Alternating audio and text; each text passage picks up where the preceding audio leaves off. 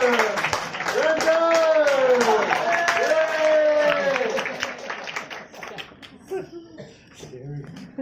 Scary.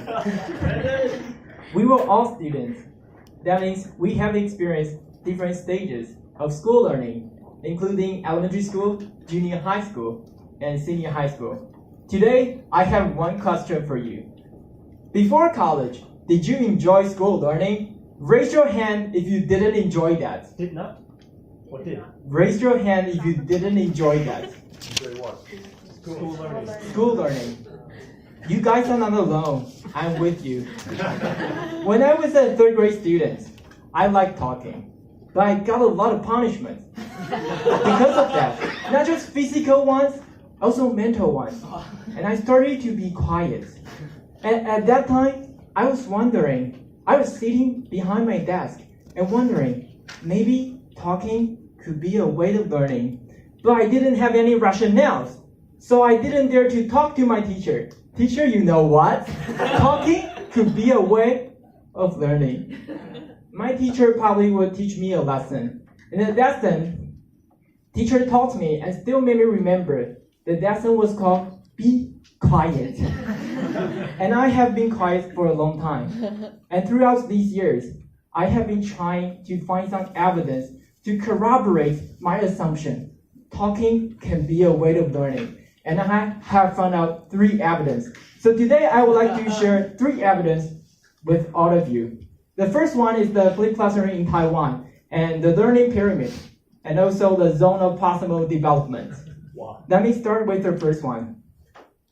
Nowadays, a lot of enthusiastic teachers, they hope they can equip their students with lifelong abilities, such as communication ability. And Zhang Huichen, a flipped class teacher in Zhongshan Girls High School, states that craving education increases culture will ruin students' learning motivation.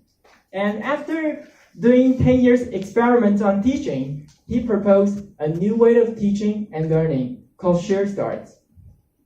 There are 3 essential elements in his teaching model: self-taught ability, thinking ability, and presentation ability. So at the beginning of the class, his students will stay silent.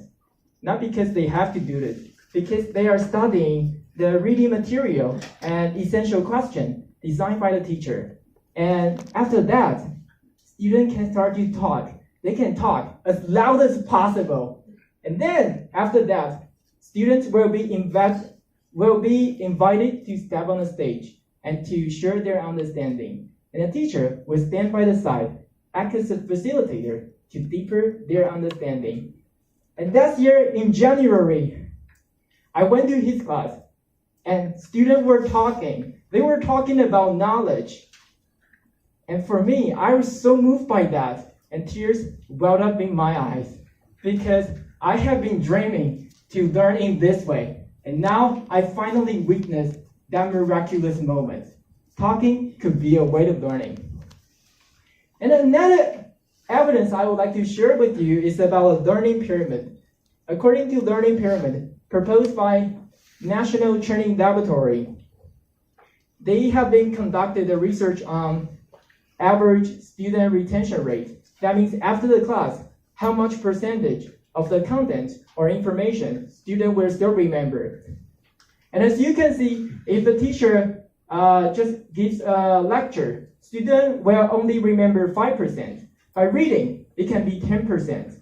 Audio and visual, it can be 20%. Demonstration, 30%. Here's the threshold. Discussion, it can be 50%. Practice by doing, 75%. Teach others, 90%. Here comes the question. How can we teach others without talking? Do you know what I'm teaching you? Yes. So, in Toastmasters, we all know our body can speak, but that's called body language. We have to use our body language to facilitate our talking or speaking, but we still have to speak. And also, when you look at this chart, having a discussion, practice by doing, and teaching others, they all involve talking. So students, they have to talk during the class. They shouldn't be quiet. And that's evidence I would like to talk about is the zone of proximal development. This theory was proposed by the researcher Vygotsky. It's called scaffolding. That means higher achiever students, they can help lower achiever students to construct their understanding of the knowledge.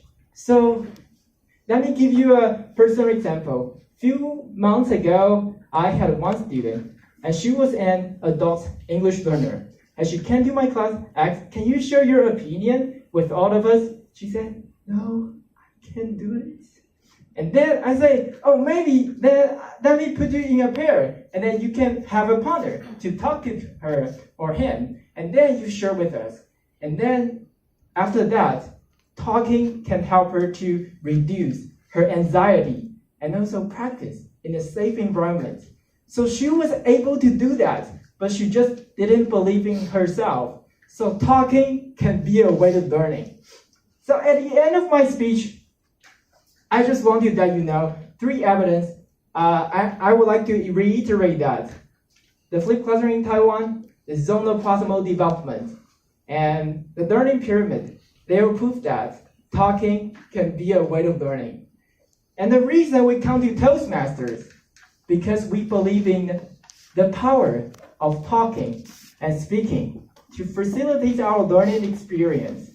So let us learn by talking, let us learn by speaking. Thank you. All right.